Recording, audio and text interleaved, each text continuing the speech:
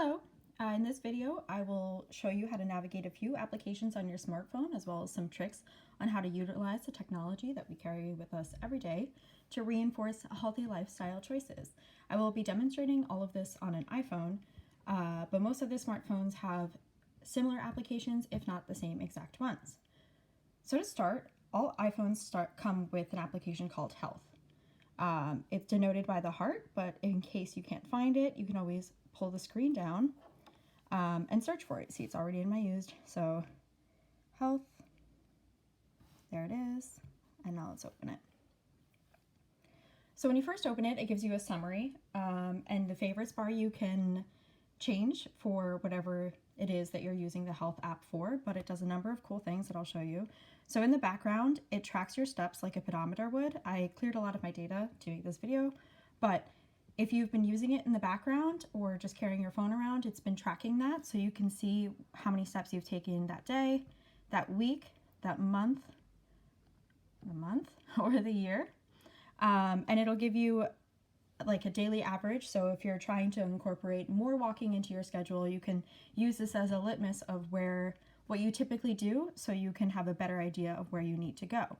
So again, if you scroll down into the highlights, it streamlines a lot of this information. It also tracks the stairs you climb, etc. So let's go back and look at some of the other features. Another important one is to set up your medical ID. As a diabetic, it's really important that you have all of your information in one place in case of an emergency and you're unable to communicate. They can just open this up, go to the medical ID. It will give all of your health information, including your blood type, your healthcare provider, your insurance information, emergency contacts, etc. That's all found there. So now if we go down to browse, there's just summary and browse. You can see what other features this application has. Activity, it monitors any exercise you do. Body measurements, if you have specific goals in mind, you can track them there. Cycle tracking for women menstruating, it's important to keep track of those things, especially if you have irregular menstrual cycles. It's kind of hard to keep track of those things on paper or just in your mind. This is a one-stop shop for a lot of different things, which is why it's so useful. And you can read down the list. We're focusing in this video on monitoring exercise and nutrition. See at the bottom, you can add your health records. So most healthcare providers have some kind of online resource already that they want you to use, where they can update your information and send test results automatically. So for instance, if we close out, my doctors use something called MyChart, and you'll notice that I have all of these in one place on my phone, so they're easy to find. And once I linked those two together, anything that was sent to MyChart is automatically loaded onto Health.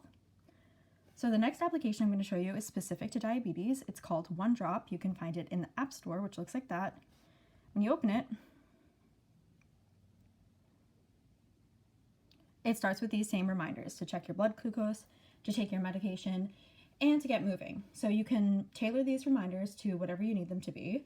And when let's just click check blood glucose, it tells you what day, what time, pre-meal, post-meal fasting, and you can also set up alerts. So if you haven't done it that day, it'll remind you time to check your blood glucose or time to input that data.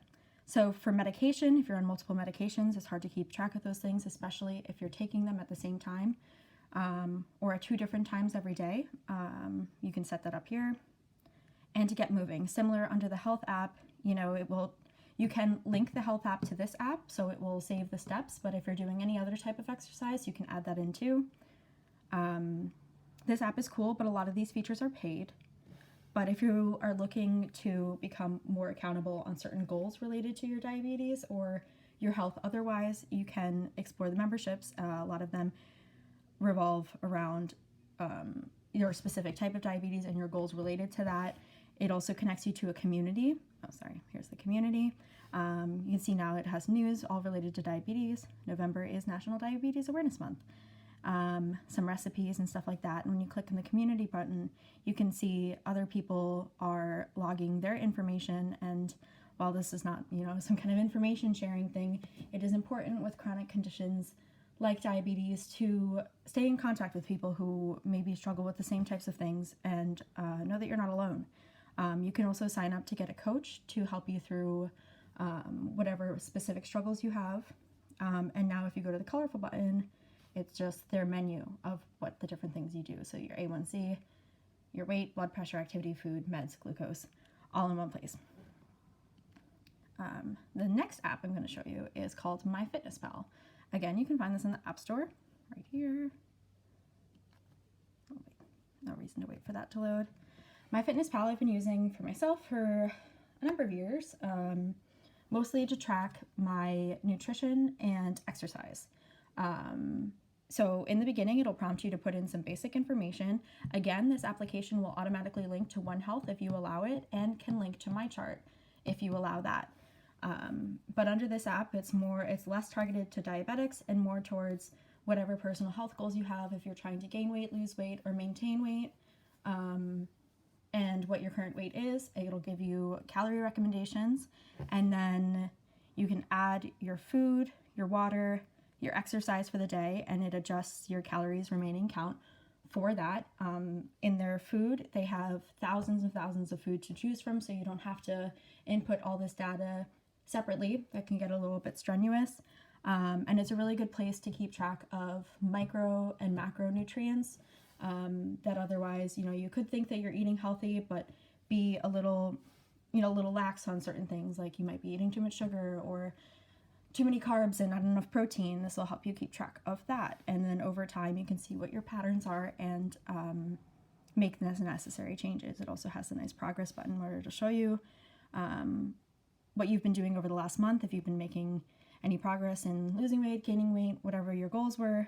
In your diary, you can also add, like, if you started a new exercise regimen, for instance, and you're struggling in one component of that, you can make notes on that. And that's another cool feature of this app, is that if you're like me and you like to shake up the type of exercise you do and you don't just do walking, you can put in swimming, or on Friday you played tennis, whatever it is, and it adjusts like the strenuous level activity for that exercise. And it tells you how many calories each burned, whether you're doing weight training or cardio. It's helpful for that. All of these apps, you'll notice, are kind of geared towards helping you make these long-term lifestyle changes, which will keep you, the ideal is that it forms habits and patterns so that you don't have to think about this stuff as easily. But these are easy ways to start and easy ways to maintain these habits and patterns, so you don't have to worry about it as much. Thank you.